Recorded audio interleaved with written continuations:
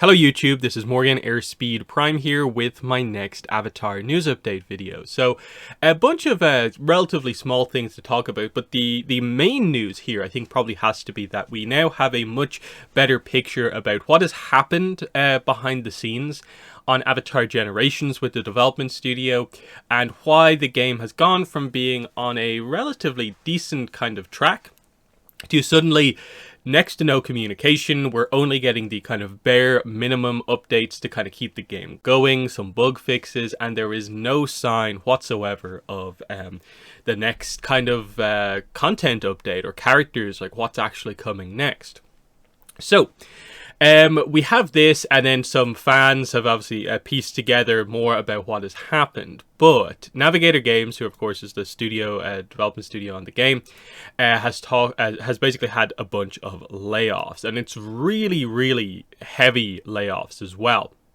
So 40 other employees. So based on what it seems to be the case, like 41 or something like that, employees kind of laid off, and the team was only about 50 people in the first place. So what it means is that there's probably only like 10 or under 10 people working on this game now, having it previously been in around 50. This helps to explain to us what exactly has happened here and why we haven't had much communication. And I think the biggest thing in all of this is that it does explain here that they got the notification that they'd lost their jobs at 1 p.m. on August 21st. And this is something I've been referencing quite a lot, is that we got that live stream that time. And pretty much the second that ended, it felt like communication dropped. And that's basically exactly what happened. Because if you go back to this, and it's like they did that last live stream, August 21st at 10 a.m. Pacific. So basically the idea is that this live stream was like around an hour long. 2 hours after the end of the live stream, most of the people on this live stream lost their jobs. And so that's how quickly this thing did really just kind of fall apart here. Now, this article specifically is talking about how, someone like wanted to kind of leave to start a new role, but they were given like a slight raise, but there was a sense that, they were kind of almost hiding kind of how bad things were actually going, and it's just a pretty bad situation overall. Like, it's obviously really terrible for everyone who lost their jobs and all of this, but then just for the game itself, we're also just in a really weird spot where when is the next new stuff going to come? And then because the development team is now down to being such a small group, is there anything else coming? Like, is there enough of the team left to actually make new content? That's what we don't know. They roughly, because the only, I suppose, significant update that isn't just a bug fix was the slight buff to the Dojo Master in the last update, which would make sense because one of the updates we are expecting to come at some point soon is the next stage of the Dojo Master story with that new character Tao.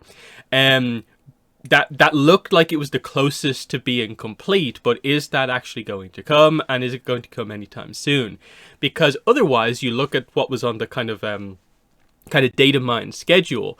The Azula event is now over completely. Like, it's just not in the game anymore. So the next one of them, the next event challenge, is meant to be the Dai Li and Long Feng. Is that coming into the game? We don't know. Then, of course, there's the Dojo Master update. There's also the next Kyoshi era update, which is actually meant to be an original update involving new Airbender characters that they teased twice. So we've known about that for a couple of months. We don't know when that's coming. There's the Rise of Kyoshi Part 2, which is also something that is meant to be coming, but again, we don't know where that is at this point. The next episode in the Aang story to do is 107. No idea. I don't think there's really been much at all teasing that. There's the Guild update, which was meant to be a week or two, maybe a month after the initial launch of Guilds. Where are the raids? Are they actually coming into the game? I'm guessing they might be able to put them out, because I'm assuming that they more or less had them ready to go, minus, you know, some of the initial bugs that happened when guilds first launched.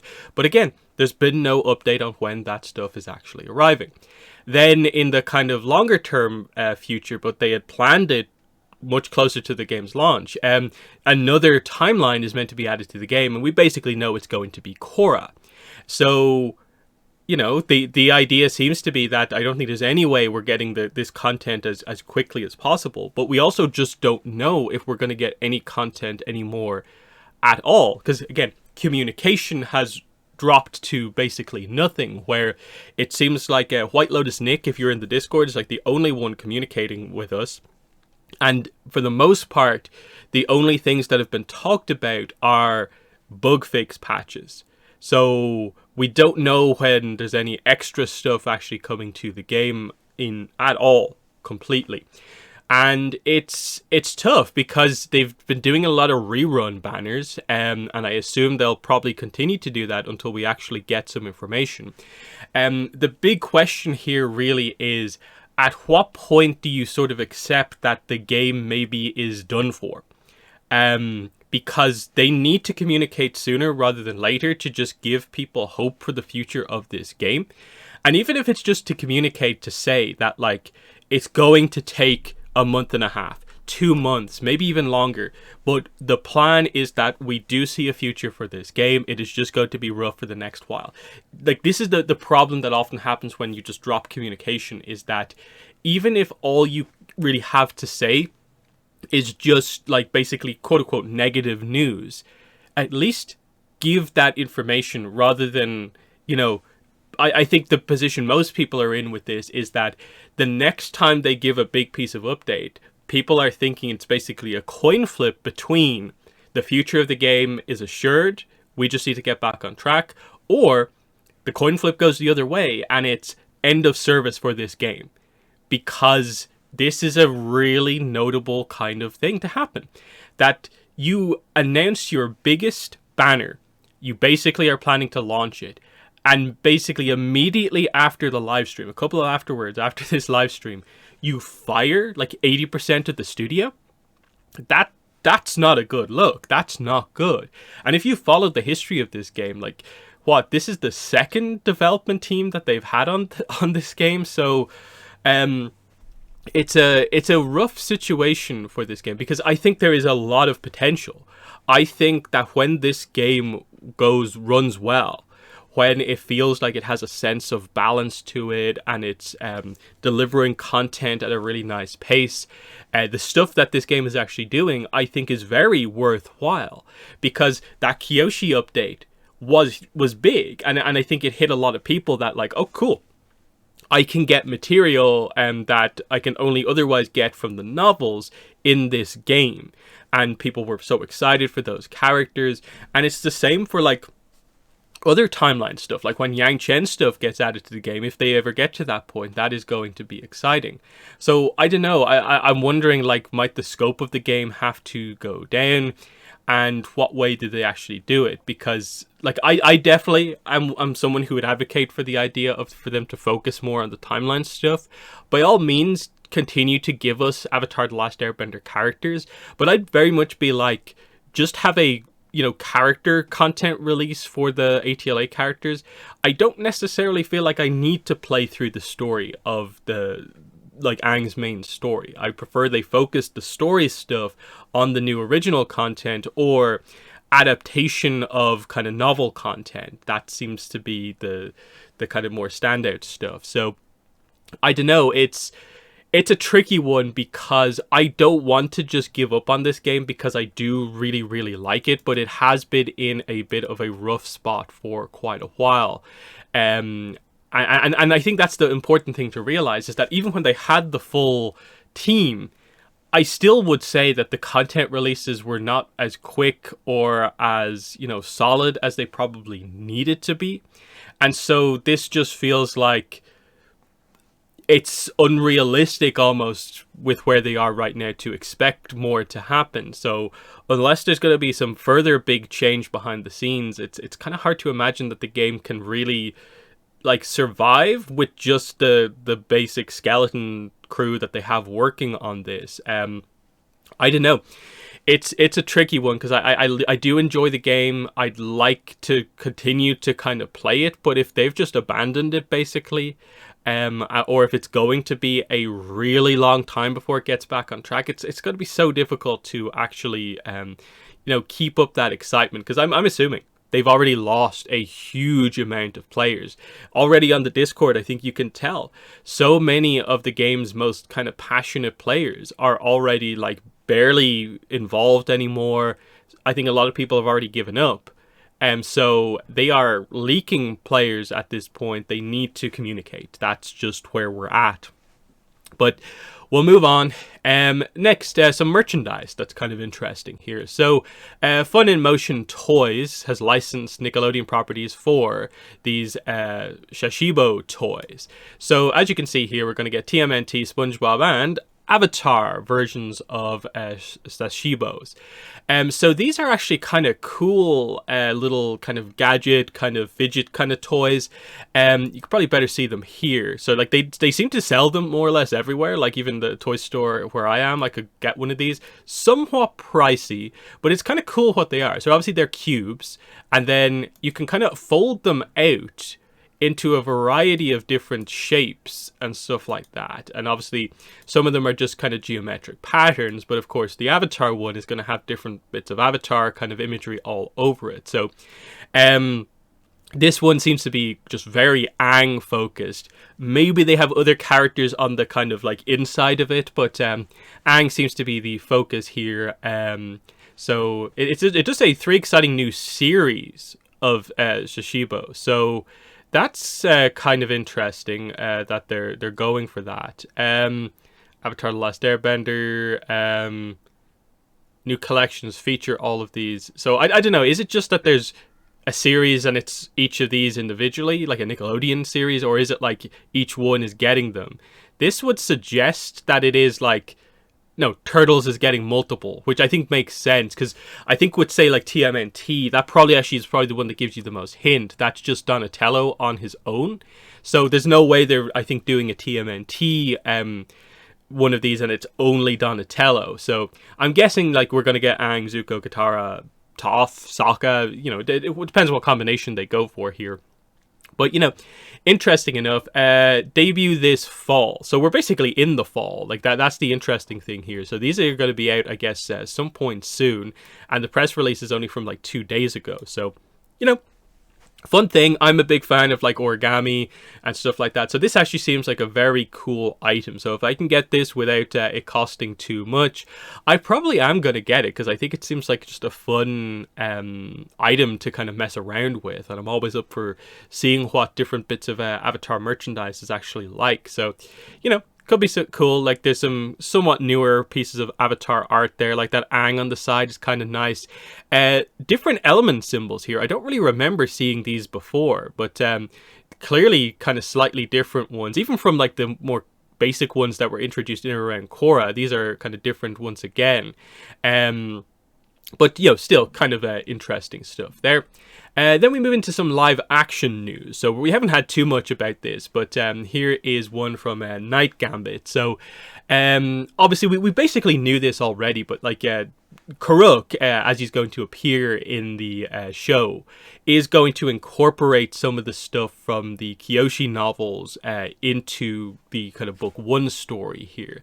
So they're going to reveal basically his backstory here about basically why he died so young, battling the spirits and stuff like that. But then the interesting kind of piece of information is also that in kind of a relation to this, Zhao in the live action is obviously he finds out the location of the moon and ocean spirits, but also that they are unable to be killed. So he also has to find Avatar Kuruk's dagger.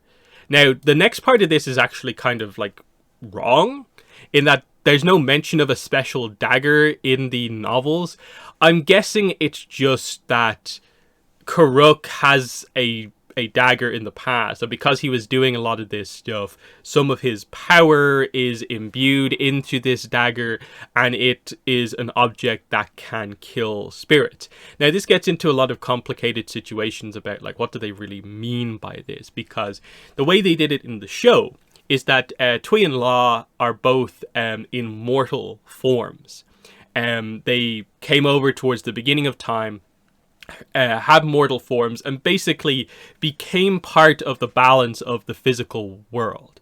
So they've put themselves at risk by becoming these sort of like eternal koi fish in the pond, taking a place as like, assisting with what the moon does, helping waterbending to exist, and so on.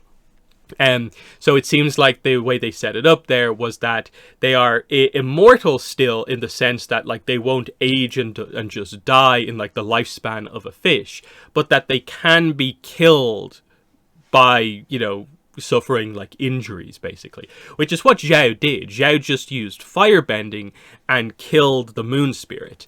And the only reason we still have a moon spirit is because of some of the life force of the moon spirit was in Yue.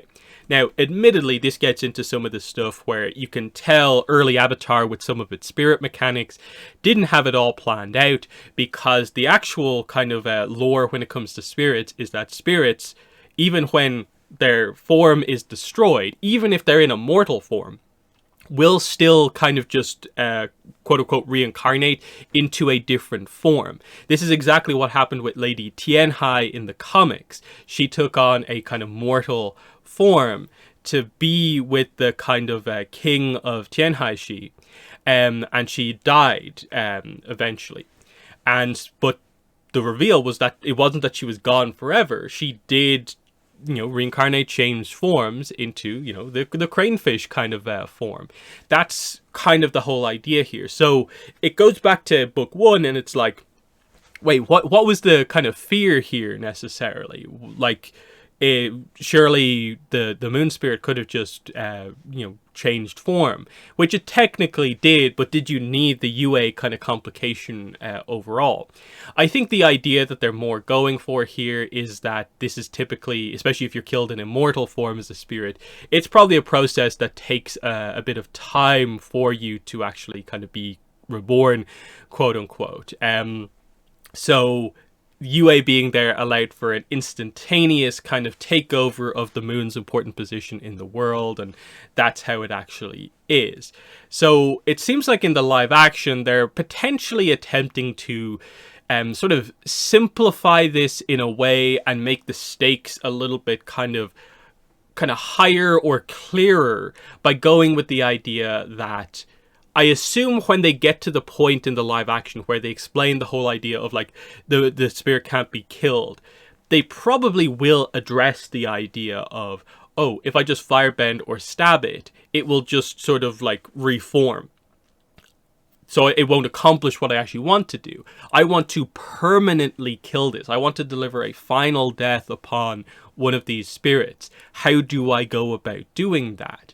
And so this is where he obviously discovers something about Avatar Kuruk's dagger. And maybe they will do a kind of, the live action version of kind of the novel information and address that Kuruk, who has all this experience fighting spirits, he actually found a way to permanently kill spirits by using some sort of a power-imbued dagger, which, could work for the live action. Obviously, the important thing to remember in all of this is that the live action, even if it has new elements, that doesn't really mean anything when it comes to the animated continuity. Maybe basic stuff like place names, if they happen to like name the name of a place and it's very clearly in the exact same position, but it's a new name. Stuff like that, of course, can work. But stuff like this, I don't think is meant to be implied. That, nothing in the novel suggests that Kuruk was using a dagger to kill these spirits, because the whole point was that he wasn't permanently killing these spirits. He was killing them in their kind of dark forms. He was basically being impacted by this as well, which led to his kind of shorter life also. So it's a weird element. In so many ways, you don't need to do this. It's going to be an interesting one to follow this plot point to see how much focus it actually gets given, because obviously there's situations with Zhao where I think we still don't know about a Zhang actor. So are we not going to get the Zhang reveal with Zhao, that Zhong is Zhao's master. Well, I guess that opens a little bit of space to do some more Zhao setup story, which would be he also needs to find this dagger. Now, where exactly this is this something he goes to search out in the Northern Water Tribe before he heads over to the Spirit Oasis? We're not really sure. Or is this special dagger found somewhere else? Who knows? It's one of those ones where, like, the introduction of this as a concept to Avatar, that effectively we're going to have a magical object, quote unquote, is an interesting one, because it feels like in so many ways, like, the closest that we kind of have to this is like Juan's teapot. But even then, it was sort of a vague, like, it's not really a power that has, where the whole, that you could taste a bit of light in every cup. Like, what exactly does that mean? It's just, so, but it maybe is the setup for it, of the idea that if a spirit is, linked to an object kind of long enough, some of its power is imparted into the environment. That's meant to be the whole idea of why the Spirit Oasis water is, like, healing, because of course one of those spirits is the reason for waterbending to exist, which explains why, like, waterbending has a healing aspect, because one of the things that, like, happens to water that those fish are in is that it develops like special healing properties. So are we just going with the idea that because Kuruk had this kind of dark kind of aspect of his life, he didn't really know exactly how to precisely deal with dark spirits, all he could do was fight them and kill them, and that kind of, like, tainted his own spirit? And obviously the idea is he has some sort of weaponry with him, and it has that role. It's going to be fascinating to see what they do here in regards to, like, is Kuruk killing spirits with the dagger himself, or is it just that a weapon he had is imbued with properties because he's a spiritual kind of, like, entity that will allow someone else to do the same? Because what you want to avoid here is the whole unable to be killed, is that, like, they are immune to bending. That's, I think, what you really, really want to avoid when doing this, is that unable to be killed shouldn't be that, like, bending doesn't do anything to them, but that killing them over and over again doesn't do anything, that it'll just kind of be reborn, change forms. That's what spirits are like. They are immortal in that sense. So a final death is what you want to do. Otherwise, you risk basically breaking some of the earliest lore in Avatar when it comes to beginnings, and the whole idea of why humans have and get bending in the first place is so they have a power to defend themselves against spirits with. So in the same way that spirits can kill humans just by, like, jumping into them and using their powers on them, that humans can now basically defeat spirits using bending. So you have to still keep the whole idea that bending is a powerful, like, force that can hurt spirits, especially in mortal form. So hopefully they do this right. Again, I'm perfectly open to changes. I just hope they justify this change, like, well enough, and that you don't come out of this scene kind of thinking, like, well, I think you really overcomplicated that. Like, the whole thing with the dagger wasn't really needed. It would have been completely fine if they just had Zhao firebend it or stab it like he does in the live action movie. You didn't need to go to these lengths, but, we'll see what exactly they do. It could be interesting, and it's stuff like this that actually makes me more interested in this show, to see them actually making the choice to do some changes like this and how they're actually going to incorporate it together. That actually does intrigue me. Also, we do have an update on the New York Comic Con panel, which is coming up in under 2 weeks now. We are very, very close to this. So previously, when it first went up, it listed someone called Mike Mayhack as being on the panel. They've removed that, so it was a mistake, confirmed to be a mistake. He's not involved in Avatar at all.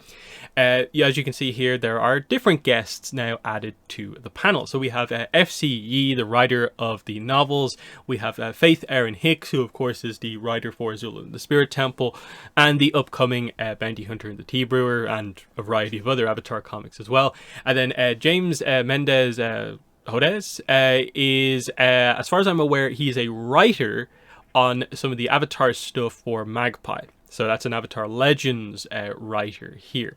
Now, there's going to be other people at the panel. I'm assuming Cara O'Neill is probably going to be the moderator again for Dark Horse.